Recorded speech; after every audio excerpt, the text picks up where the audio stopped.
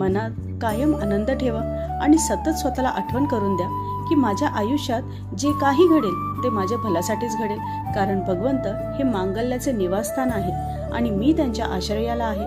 मग मला भीती कशाची, काळजी कशाची? जेव्हा भगवंत माझ्यासोबत आहेत तेव्हा माझ्या आयुष्यात अशुभ काहीही घडू शकत नाही. तरी सुद्धा आपण चिंता करतो, तणावात जगतो आणि त्या तणावात जगून आपण जे करतो त्यात खरोखरच आपल्याला आनंद मिळतो का? जरा विचार करा. हे असं करून आपणच स्वतःला त्रास देत नाही का?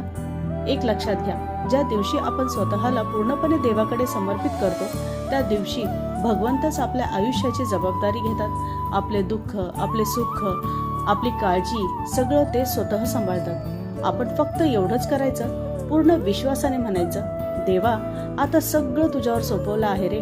आणि मग बघा, जेव्हा देव आपल्याला आपल्या पंखात घेतो तेव्हा आपलं आयुष्य वेगळीच उंची गाठतं. आपण आतून हलके होतो, शांत होतो आणि मन प्रसन्न होतं.